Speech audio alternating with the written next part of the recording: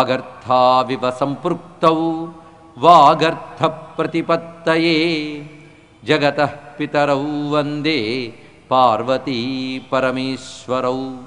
రామా మృక్కులు నీదు నామమునకున్ రమ్యాంఘ్రి పద్మాలకున్ శ్రీమన్మంజులమైన మేనికి ధనుర్లీలా కళాకేళికిన్ నీ మర్యాదకు ధర్మనిష్టకు రసోద్వేలమ్ము నీ గాధకున్ ప్రేమన్నీ పరివారమంతటికి శౌరీ రామచంద్ర ప్రభు శౌరీ రామచంద్ర ప్రభు. నమో మహద్భ్యో ఋషిభ్యో గురుభ్యో నమః. జాంబవత్ సుగ్రీవ హనుమత్ సీతాలక్ష్మణ భరత శత్రుఘ్న పరివార సమేత శ్రీరామచంద్ర పరబ్రహ్మణే నమో నమః.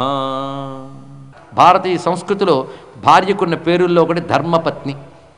అసలు భార్యకి ఎన్ని పేర్లున్నాయో తీస్తే భార్య స్థానం ఏమిటో అర్థమవుతుంది మనకి ఇక్కడ భారతీయ సంస్కృతిలో. అది విశేషమైన అంశం ఇక్కడ. ధర్మపత్ని సహధర్మచరీతవ, ఈ మాట గుర్తుపెట్టుకోవాలి, తర్వాత మనకు పనికొస్తుంది.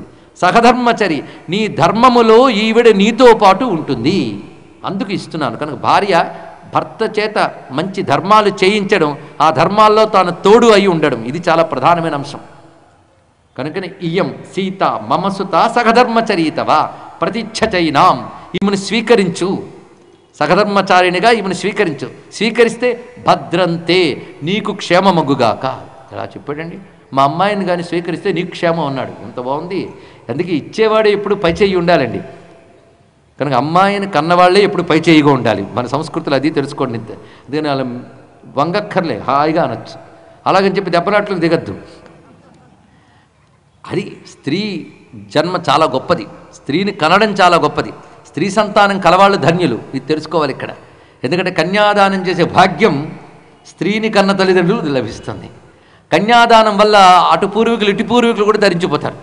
పుత్రుడు ఎప్పుడో పెట్టే పితృకర్మల వల్ల వీళ్ళు తరిస్తారు. కానీ కన్యాదానం మాత్రం చేతనే స్త్రీ తరింపజేస్తోందంటే స్త్రీ సంతానం ఎంత గొప్పదో తెలుసుకోండి ఇక్కడ. ఇది ప్రధానమైన అంశం. స్వీకరించవయ్యా. ప్రతిచ్ఛచైనాం భద్రంతే పాణిం గృహీష్వ పాణినా, నీకు క్షేమమగుగాక. నిజంగా సీతమ్మ చెయ్యి పట్టుకున్నాక రాముడి కథ మారిపోయిందండి. ఇక్కడ నుంచే కథ మారింది మొత్తం. అందుకే విశ్వామిత్రుడు ఏం చేశాడంటే, పరమాత్మ అయిన నారాయణుడు మానవుడిగా తిరుగుతున్నాడు, ఈయన చేత మేము మహత్కార్యం చేయించాలి, లోకరక్షణ చేయించాలి, మీ దగ్గరుండి ఎంతకాలం నడుపుతాం. కనుక యజ్ఞం అనే మిషతో తీసుకువచ్చాడు, ఈవిడ చేతులు పెట్టి వెళ్ళిపోయాడు విశ్వామిత్రుడు. అక్కడి నుంచి కథ అంతా ఇంక ఈవిడి నడపడమే. కనుక సీతమ్మ నడిపిన కథే రామకథ. కనుక రామాయణంలో సీతమ్మ ఒక మహోన్నతమైనటువంటి పాత్ర. అందుకే ఇక్కడ నుంచి రామాయణం సీతారామాయణం అయిపోయింది. ఇప్పటి వరకు కేవలం రాముడి కథే, ఇక్కడ నుంచి సీతారామ కథ. వాల్మీకి కూడా ఇప్పుడే మహా సంతోషం జరుగుతుంది. ఎందుకు తెలుసా, కావ్యం రామాయణం కృష్ణం సీతాయాశ్చరితం మహత్ అన్నాడుగా మొదటి రోజే. సీతమ్మ కథ రామాయణం. అందుకే ఆనందపరవశుడై ఈ కళ్యాణ ఘట్టాన్ని వర్ణిస్తున్నాడు. పతివ్రత మహాభాగా, ఈమె సామాన్యురాలు కాదు, ఈమె మహానుభావురాలు. మహాభాగా అంటే మహాత్మురాలు, మహానుభావురాలు. అంతేకాకుండా పతివ్రత చాలా గొప్ప విశేషం. ఇంక పెళ్ళే కాలేదు, అప్పుడే పతివ్రతని ఎలా సర్టిఫికేట్ ఇస్తున్నాడండి ఇక్కడ. కొన్ని లక్షణాలు పుట్టుకతో ఉంటాయి, మంచి లక్షణాలు సహజ సిద్ధంగా ఉంటాయి. కొందరికి ధర్మం చెప్పినా అర్థం కాదు, కొందరు చెప్పకపోయినా చేస్తారు, ఎందుకంటే సహజంగా ఉంటాయి. అందుకే పతివ్రత, ఒక స్త్రీకి ఉండవలసిన సహజ స్వాభావికమైన సాధ్వీ లక్షణాలు ఈమెలో ఉన్నాయి. అంతేకాదు బోధ చేయడంలో కూడా మంచి పద్ధతులు ఉంటాయి. పెద్దవాళ్ళ పిల్లలకి ఇలాంటివి బోధ చేయాలి. పతివ్రతగా ఉండు, అత్తవారింటి సర్దుకుపో, ఇవన్నీ కూతురికి పంపించాలి. అంతేగాని వెళ్ళు ఏమైనా తేడాలు వస్తే వచ్చాయి అని ఇలాంటివి చెప్పి పంపడం కాదు. ఇప్పుడు అలాంటి వాళ్ళు ఎక్కువైపోయారండి. అలా పంపడం వల్ల ఏంటంటే వాళ్ళు ఏది చేసినా ఈ కోడలకు తప్పుగా కనబడుతుంది. అలాంటి పరిస్థితి ఏర్పడుతుంది, బాధాకరమైన అంశం. బోధ ఎలా చేయాలంటే నువ్వు పతివ్రతగా ఉండు అని చెప్పక్కర్లేకుండా పతివ్రత అయిన ఈమె అని చెప్పడంతో పతివ్రతగా ఉండు అని ఆమెకు చెప్పినట్టే అయిపోయింది. అది చెప్పడం ఇక్కడ. పతివ్రత మహాభాగా, మహాత్మురాలు.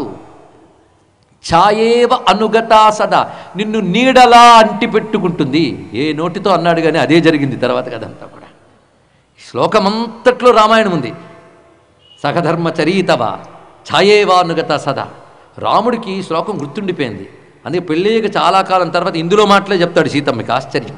అంత గుర్తు పెట్టుకున్నాడు, రాముడే గుర్తు పెట్టుకున్నాడంటే ఎంత గొప్ప శ్లోకం ఇది. ఇయం సీత మమ సుత సహధర్మచరీతవ ప్రతీచ్ఛచైనాం భద్రంతే పాణిం గృహీష్వ పాణిన పతివ్రత మహాభాగా ఛాయేవ అనుగత సదా ఇత్యుక్త్వా.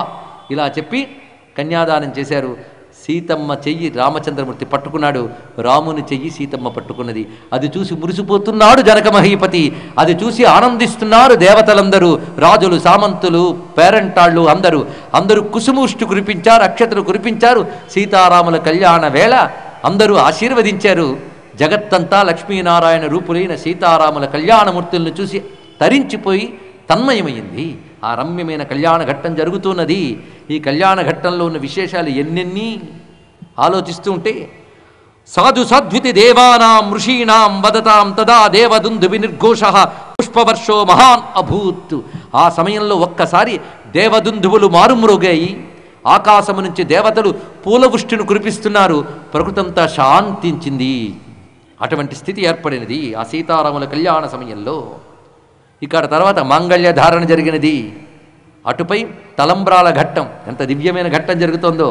జానక్యా కమలామలాంజలి పుటేయ పద్మరాగాయితా న్యస్తా రాఘవ మస్తకేత విలసత్కుంద ప్రసూనాయితా స్రస్తా శ్యామలకాయ కాంతి కలితాయా ఇంద్రనీలాయితా ముక్తాస్తా శుభదా భవంతు భవతాం శ్రీరామ వైవాహికా.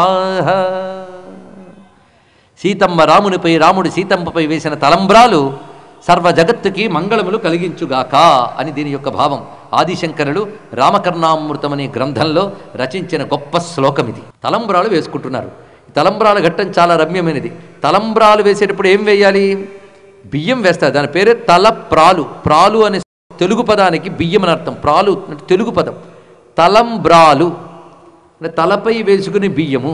దీనికి శేషబ్రాలు అని తెలుగు మాట ఉన్నది. సంస్కృతంలో దీన్ని అక్షతారోపణము అని అంటారు. ఇక్కడ అక్షతము, దెబ్బ తగలకుండా కాపాడే శక్తి కలిగినది అని అర్థం. ఇక్కడ అది మనం చూస్తూ ఉంటాం. ఒక పూర్ణఫలంలో బియ్యము వేసి దాని క్షీరముతో మంత్రముతో అభిమంత్రితం చేసి ఒకరి శిరస్సుపై ఒకరు వేసుకుంటారు. దివ్యశక్తి కలిగిన బ్రహ్మరంధ్రంపై వేసుకుంటారు. బియ్యం ఎందుకు పెడతారు? ఏ గోధుమలో కందులో తెప్పించవచ్చుగా. బియ్యం ఎందుకు పెడతారు అంటే చంద్రుడికి సంబంధించిన ధాన్యం బియ్యం. చంద్రుడు మనస్సుకు అధిదేవత. చంద్రమా మనసో జాత చెప్తూ ఉన్నాయి ఇక్కడ. దోయిలింత హృదయానికి సంకేతం. కానీ హృదయాన్ని దోయిలించి దాంట్లో బియ్యం వేసి పెట్టడం అంటే అర్థం, నా మనస్సులు అంతా కూడాను ఇతడితో అనుబంధం ఏర్పరచుకుంటున్నాను అని ఆమె, ఈమెతో అనుబంధం ఏర్పరచుకుంటున్నానని ఇతడు మనస్సుకు సంబంధించినటువంటి చంద్రుడికి సంబంధించినటువంటి బియ్యం అనే ధాన్యాన్ని పెట్టి దాని క్షీరముతో మంత్రితం చేసి ఒకరి శిరస్సుపై ఒకరి మంత్రముల ద్వారా వేసుకోవడం వల్ల అనుబంధం గట్టిపడుతుంది. ఇది మన పెద్దవాళ్ళు తలంబ్రాల వెనకాల పెట్టినటువంటి ఆంతర్యం తెలుసుకోవాలి. ఊరికనే పెట్టలేదు ఇక్కడ. ఇప్పుడు ఏం చేస్తున్నానంటే వీడియోగ్రాఫర్కి ఫోటో బాగా వస్తుందని చెప్పి రంగురంగుల కాగితం ముక్కలు, జీలుగుద ముక్కలు, పనికిమాలిన చెత్త అందులో పెట్టి అవన్నీ చూపిస్తున్నారు. అవి రంగులు పడుతూ ఉంటే కెమెరాలు బాగుంటాయట. ఇలా నానా చెత్త నెత్తి మీద పోసుకోకూడదండి. పెద్దవాళ్ళు ఏం చెప్పారు అదే చూడాలి. శాస్త్ర విరుద్ధంగా పెళ్ళిళ్ళు జరగడం వల్ల, పైగా కళ్యాణ మండపం దేవతలందరితో కూడి ఉంటుంది. దాని మీద వెళ్ళిన ప్రతి వాళ్ళు అటువంటి పవిత్రతతో ఉండాలి. దేవతల ఆశీర్వచనం, ఋషుల ఆశీర్వచనం దంపతులకు ఇచ్చేందుకై అక్కడ మంత్రసహితమైన దీక్ష జరుగుతోంది. అందుకు అక్కడ దేవతలు ఆవహింపబడి ఉంటారు. అందుకే జాగ్రత్తగా వ్యవహరించాలి. అలా కాకుండా కేవలం ఫోటోలకే ప్రాధాన్యం ఇచ్చి అసలైనటువంటి ప్రక్రియనంతటిని పక్కన తిప్పేయడం, పైగా అంత తక్కువ సమయంలో చేసిస్తే అంత గొప్ప దక్షిణ ఇస్తానన్నట్టు ఈ మధ్య పెళ్లి వాళ్ళకేం పోయింది. అందుకే చిట్ట చివరికి ఏం జరుగుతున్నాయి అంటే వీడియో DVDలు మిగులుతున్నాయి, కాపురాలు పోతున్నాయి. ఇది పరిస్థితి. ఎందువల్ల? జరగవలసిన ప్రక్రియలు జరగడం లేదు. అయ్యా సీతారామ కళ్యాణం చెప్తే ఇవన్నీ ఎందుకు చెప్పడం అంటే భారతీయ వివాహ వ్యవస్థ కాపాడబడుగాక, భారతీయ దాంపత్య ధర్మము కాపాడబడుగాక అని ప్రార్థిస్తూ విషయాన్ని చెప్తున్నాం. ఈ దివ్యమైన దాంపత్య ధర్మం సీతారాముల వద్ద మహోన్నతంగా కనబడుతూ ఉన్నది. ఆ దాంపత్య ధర్మ వైభవం చెప్పుకుందాం. సీతారామ కళ్యాణ అంతరార్థ వ్యాఖ్యానం ఉంటుంది. ఇప్పుడు తలంబ్రాలు అయితే ముత్యాల తలంబ్రాలు వేసుకుంటున్నారు. ఎందుకు? వాళ్ళు రాజులు కదా. ముత్యాలు ఏమిటి మళ్ళీ ఆలోచించాలి. ధాన్యం చంద్రుడికి సంబంధించిన ధాన్యం, అలాగే చంద్రుడికి సంబంధించిన రత్నం ముత్యం. కనుక రెండూ ఒక్కటే. కనుక ముత్యాలు వేసుకుంటున్నారు అన్నప్పుడు తెలిసిపోతున్నది. ఈ ముత్యాలు ఎలా ఉన్నాయంటే సీతమ్మ 2 చేతులతో ముత్యాలు పట్టుకుంది. ఆ 2 చేతులు అసలే ఆ తల్లి బంగారు తల్లి, పేరు లక్ష్మి. లక్ష్మీదేవి చేతులు పద్మంలా ఉన్నాయి. పద్మం ఎలా లేత ఎర్రని రంగుతో ఉంటుందో అంత అందమైన లేత ఎర్రని సుకుమారమైన హస్తాలు అమ్మవి. దానికి తోడు పెళ్లికి గోరింట అంతా పెట్టి ఉంచారు కనుక మరింత ఎర్రగా ఉన్నాయి. ఆ ఎర్రని చేతుల్లో స్ఫటికం లాంటి తెల్లని ముత్యాలు ఉన్నప్పుడు ఏమవుతున్నాయంటే ముత్యాలు కూడా ఎర్రగా కనబడుతున్నాయి. అవి రామచంద్రమూర్తి శిరస్సు మీద వేస్తున్నప్పుడు మధ్యలో తెల్లగా కనబడుతున్నాయి. రాముని శరీరం మీదకి చేరేటప్పటికల్లా అవి నీలమణుల్లా మారిపోయాయి వర్ణించాడు ఇక్కడ. అలాంటి ముత్యాల తలంబ్రాలు లోకానికి మంగళము కలిగించుగాక. ఎంత అందమైన భావం ఇక్కడ ఉందో చూడండి. ఇది కేవలం వర్ణన అనుకున్నారా? రాసిన వారు శంకరులు. మరి ఏదో పెట్టుంటారు కదా, పరిశీలిద్దాం. 2 చేతులు దోయిలించితే అది హృదయానికి సంకేతం. అందుకే పెద్దలకి నమస్కారం చేసేప్పుడు దేవుళ్ళకి ఇలా పెడతాం. అది ఇవి నమస్కారాలు. ఇప్పుడు పిచ్చి పిచ్చి నమస్కారాలన్నీ వస్తున్నాయండి. ఇవి పోయే, ఇవన్నీ తయారవుతున్నాయి. ఇది నమస్కారం చేసే తీరు. మేము ఈ రోజుల్లో పిల్లల్ని చూపిస్తారు, వాళ్ళు ఇలా పెడతారు నమస్కారం. అది ఎక్కడొచ్చిందో. ఇది నమస్కారం చేసే తీరు. మేము ఈ రోజుల్లో పిల్లల్ని చూపిస్తారు, వాళ్ళు ఇలా పెడతారు నమస్కారం. అది ఎక్కడొచ్చిందో. వీటి కొత్తదనాలు ఉండవు, సంప్రదాయమే తెలుసుకోండి. ఇక్కడ 2 చేతులు దోయిలించి ఆ ముత్యాల తలంబరాలు వేస్తున్నారు. అది హృదయానికి సంకేతం. అది ఇక్కడ కనుక సీతమ్మ హృదయం, దాని నిండా ఎర్రని ముత్యాలు, ఎర్రబడిపోయిన ముత్యాలు. ఎరుపు దేనికి సంకేతమో తెలుసా? మన సంస్కృతిలో ఎరుపు ప్రేమకి సంకేతం. అందుకే రాగము అంటే ఎరుపు, అనురాగము, సంధ్యారాగము అంటాం. ఎరుపు ప్రేమ, ప్రేమకి సంకేతం ఎరుపు. కనుక అమ్మవారి చెయ్యి హృదయమైతే అమ్మవారికి రాముడిపై ఉన్న ప్రేమంతా కలిసి ముత్యాల రూపంలో ఎర్రగా కనిపిస్తున్నాయి. ఇక్కడ తనలో ఉన్నటువంటి రామప్రేమంతా రాముడికి అర్పణం చేసింది, రామార్పణం చేసింది ఆ తల్లి. ఆ రామార్పణం చేసినప్పుడు అవి రాముడి శిరస్సు నుంచి జలజల రాలి ఒంటి మీద చేరి నీలంగా మారిపోయి అన్నాడు. అంటే రాముడికి ఇచ్చే వరకు అది ప్రేమమయం, రాముడికి ఇచ్చిన తర్వాత రామమయం అయిపోయి ఇక్కడ రాముళ్ళ ఐక్యమైపోయేవి. అందుకే భగవంతుడికి మన హృదయంతో మనల్ని మనం సమర్పించుకుంటే భగవంతుడిలో చేరిపోయి మమైకం తమైవాహం అని తాదాత్మ్య స్థితికి చేరిపోతాం. అందుకే సీతమ్మ చేతిలో ఉన్నటువంటి రామ ప్రేమ భావాలన్నీ రామునిలో చేరి తన్మయమై రామమయమై అయిపోయాయి అనే భావాన్ని శంకరులు ఈ తలంబ్రాల ఘట్టంలో మనకు వర్ణించి చూపిస్తున్నారు. అటువంటి తలంబ్రాల ఘట్టంలో సీతారాముల శిరస్సులపై పోయబడినటువంటి తలంబ్రాలు లోకానికి క్షేమం కలిగించుగాక అని భావన చేద్దాం. కళ్యాణ ఘట్టమంతా హృదయమారా దర్శిస్తున్నాం. అగ్నిం ప్రదక్షిణీకృత్య వేదిం రాజానమేవచ ఋషీంశ్చైవ మహాత్మానః సభార్యా రఘుసత్తమాః. మొత్తం 8 మంది అంటే 4 జంటలు తలంబ్రాలైన తర్వాత ఒక్కసారి లేచారు. ఆ లేచి అక్కడ ఉన్నటువంటి అగ్నిహోత్రానికి ప్రదక్షిణ చేసి అక్కడున్న పెద్దలందరికీ నమస్కారం చేసి ఆశీర్వచనాలు తీసుకున్నారు. పుష్పవృష్టిర్మహత్యాసీత్ అంతరిక్షా శుభాస్వర దివ్య దుందుభి నిర్ఘోషై గీతవాదిత్రనిస్వనై నరుతుశ్చాప్సరస్సంఘా గంధర్వాశ్చ జగుక్కలం. ఇక్కడంతా వర్ణిస్తున్నది సీతారాముల కళ్యాణం విశ్వానికే పండుగ అని చూపిస్తున్నారు. ఇక్కడ పూలవాన కురిసింది అంతరిక్షం నుంచి, దేవదుందుబులు మారుమ్రోగుతున్నాయి, అప్సరసలు నాట్యం చేస్తున్నారు, గంధర్వులు గానం చేస్తున్నారు, మహర్షులు దివ్య మంత్రాలతో లక్ష్మీనారాయణ రూపులైనటువంటి సీతారాములకు నమస్కరిస్తూ ఉన్నారు. ఇక్కడ ఈ విధంగా వివాహ మహోత్సవము చక్కగా పూర్తయినది. ఆ దివ్యమైన దాంపత్య ధర్మాన్ని ఒక్కసారి స్మరిస్తే సనాతన దాంపత్య ధర్మం గొప్పతనం భారతీయ సంస్కృతిలో మనకు కనబడుతున్నది. దంపతి భావం చాలా విశేషం. భార్యాభర్త అనేది కేవలం ఒక స్త్రీ పురుషులు కలిసి బ్రతకడం కాదు, దాని వెనకాల ఒక దైవత్వం ఉంది, ఒక పరంపర ఉన్నది. అందుకే భారతీయ సంస్కృతిలో సశాస్త్రీయంగా మంత్రపూర్వకంగా దేవతల సాక్షిగా వివాహం జరిగిన తర్వాత మరణించే వరకు అదే బంధము. ఇది తెలుసుకోవాలి, ఇది ప్రధానమైనది. ఒకరికొకరు సరిపోకపోవడం ఇవన్నీ కూడాను పరస్పర స్నేహంతో ప్రేమతో దేవతల సహకారంతో పెద్దల సహాయంతో సవరించుకోవచ్చు. కానీ కలకాలం తర్వాతి తరాల క్షేమం కోసం దంపతులు తల్లిదండ్రులై నిలబెట్టుకుంటారు దాంపత్య ధర్మాన్ని. ఈ పరంపరాగతమైన దాంపత్య ధర్మానికి సీతారాములకు మహాప్రతీక. ఇది ఎలాగో పెద్దలు చూపిస్తున్నారు. మన సంప్రదాయంలో మొట్టమొదటిగా ఉమామహేశ్వరాభ్యాం నమః, లక్ష్మీనారాయణాభ్యాం నమః, వాణీ హిరణ్యగర్భాభ్యాం నమః, శచీ పురంధరాభ్యాం నమః. ఇంకా ఉందిలేండి, ముందు 4 చూద్దాం.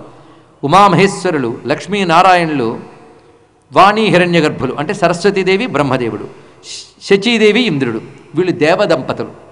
దాని తర్వాత అరుంధతి వశిష్ఠాభ్యాన్నమ, అరుంధతి వశిష్ఠులు, వీళ్ళు ఋషి దంపతులు. దేవదంపతుల్ని తపస్సుతో దర్శించిన వారు ఋషులు. ఒక్క వశిష్ఠుని అరుంధతిని చెప్తే అందరు ఋషుల్ని చెప్పినట్లే. దీన్ని బట్టి మానవులు పశువుల్లా బ్రతకకుండా దైవత్వంలోకి వెళ్ళాలి అంటే దేవదంపతులు ఎలా ఉన్నారో అటువంటి దివ్యత్వం మానవులకు కూడా రావాలి అని ఆ దాంపత్య ధర్మాన్ని ఋషులు మానవ జాతికి బోధించారు. ఇది తెలుసుకోవాలి. అందుకే ముందు దేవదంపతుల్ని నమస్కరించి తర్వాత ఆర్ష దంపతులు అనగా ఋషి దంపతులు నమస్కరించాం. ఇప్పటివరకు అయింది కదా. ఇక తర్వాత మానవ దంపతుల్ని చెప్పుకోవాలి. మానవ దంపతులు అంటే ఎవరిని చెప్తారు? సీతారాముల కంటే ముందు పెళ్లిళ్ళు కాలే. నలచక్రవర్తి, దమయంతి, అలాగే రఘుమహారాజు ఇత్యాదులందరూ కూడాను. కానీ వీళ్ళ గురించి ఎందుకు చెప్తున్నారు అంటే సీతారాములు మానవ దంపతులకి వాళ్లే ఆది, ఇక ఋషి దంపతులు వాళ్లే, దేవదంపతులు వాళ్లే. అందుకు ముందు దేవదంపతుల్ని చెప్పారు. ఉమామహేశ్వరాభ్యాన్నమ, లక్ష్మీనారాయణాభ్యాన్నమ, వాణి హిరణ్యగర్భాభ్యాన్నమ, శచీపురందరాభ్యాన్నమ. తర్వాత ఋషి దంపతుల్ని చెప్తున్నారు. అరుంధతి వశిష్ఠాభ్యాన్నమ. ఆ దైవత్వాన్ని ఈ ఋష్యత్వాన్ని మానవత్వంగా తీసుకువచ్చి మానవ జాతికి దాంపత్య ధర్మం యొక్క గొప్పతనాన్ని మరొకసారి చాటి చెప్పిన సీతారామాభ్యాం నమః. అక్కడితో పుట్టుతోంది దాంపత్య ధర్మం యొక్క విశేషం. అందుకే అరుంధతి వశిష్ఠాభ్యాం నమః, వెంటనే శ్రీ సీతారామాభ్యాం నమః, తర్వాత సర్వేభ్యో మహాజనేభ్యో నమః. ఇది మన పెద్దవాడు పెట్టిన సంప్రదాయం. దాంపత్య ధర్మం సీతారాముల దగ్గర పండింది. అదొక్కటి మనం గ్రహించగలిగితే భారతీయ సంస్కృతికి దాంపత్య ధర్మం విశిష్టమైనటువంటిది. ఈ మధ్య అమెరికాలో ఒక అంశం జరిగింది. భారతదేశం నుంచే వెళ్ళినటువంటి ఒక దంపతులు అక్కడ కొద్ది కాలానికి ఒకరికంటే ఒకరు పడక విడాకులు పుచ్చేసుకున్నారు. అది అక్కడ సులభం. ఇప్పుడు ఇక్కడ కూడా మామూలు అయిపోయింది. ఎందుకంటే సంస్కృతితో బంధం తెగిపోతుంది నేటి భారత జాతికి. అక్కడ వాళ్ళిద్దరు విడిపోయారు. కానీ రామకృష్ణ మిషన్కి సంబంధించిన ఒక మహాత్ముడు వెళ్ళి అక్కడ రామాయణం చెప్తూ ఉండగా వాళ్ళకు కొంచెం దైవభక్తి ఉంది. ఆ భర్తమానాన భర్త, భార్యమానాన భార్య, ఇప్పుడు వాళ్ళ భార్యాభర్తలు గారు విడిపోయారు. విడివిడిగా వచ్చేవారు ఆ రామాయణం వినడానికి. రోజు ప్రవచనం అయిపోయిన తర్వాత అక్కడ సంప్రదాయంలో ఒక్కొక్కరు లైన్లో వచ్చి ప్రవచనం చెప్పిన గురువుగారి దగ్గర ప్రసాదం పుచ్చుకు వెళుతూ ఉంటారు. అది అక్కడ సంప్రదాయం. వెళుతున్నప్పుడు ఎవరి మానాన వాళ్ళు ప్రసాదం పుచ్చుకునేవారు. 9 రోజులు ప్రవచనం జరిగింది. 9వ రోజున ఇద్దరు కలిసి ప్రసాదం పుచ్చుకుని విడిపోయి బ్రతికిన మేము ఇవాళ రామాయణం విషయం తెలిసాక దాంపత్యం గొప్పతనం తెలుసుకుని మళ్ళీ కలిసేము అని మాటను ప్రకటించారు. అదే అండి రామాయణం. మానవ సంబంధాల్ని గట్టిపరుస్తుంది. నేటి సుఖం, నేటి దుఃఖం, ఇప్పుడు సరిపోకపోవడం, ఇప్పుడు సరిపడకపోవడం అనే అసహనం విడిచిపెట్టి సహనంతో సర్దుకుపోయి ఒక వ్యవస్థని, ఒక మానవ బంధాన్ని కాపాడుకుంటే సమాజం బాగుపడుతుంది, తర్వాతి తరాలు బాగుపడతాయన్న దూరదృష్టితో భార్యాభర్తలు ఒకరికొకరు సహకరించుకుంటూ ఉండాలనే దాంపత్య ధర్మాన్ని ప్రపంచానికి చాటి చెప్పిన భారతీయ సంస్కృతికి నమస్కారం. ఆ సంస్కృతికి ప్రతీకరైనటువంటి సీతారాములకు నమస్కారం. వివాహం పూర్తయినది. ఆ తర్వాత సుముహూర్తంలో వాళ్ళందరూ అక్కడి నుంచి బయలుదేరి వెళుతున్నారు. మిథిలానగరం నుంచి బయలుదేరి వెళుతున్నారు. ఎటు? అయోధ్యకు. ఆ వెళుతూ ఉండగా దశరథ మహారాజు, రాణులు, ఇతర బంధువులు, ఇటు కొత్తగా పెళ్ళైనటువంటి 4 వధూవరులు, మొత్తం 8 మంది వీళ్ళు అందరూ కలిసి బయలుదేరి వెళుతున్నారు. సరిగ్గా అయోధ్యకు వెళుతూ ఉండగా తోవలో అరణ్యంలో హఠాత్తుగా వాతావరణం భయంకరంగా మారిపోయింది. గాలి వీస్తోంది. ఏదో అలజళ్ళు కనబడుతున్నాయి. ఏమయ్యుంటుందా అని చూస్తున్నారు.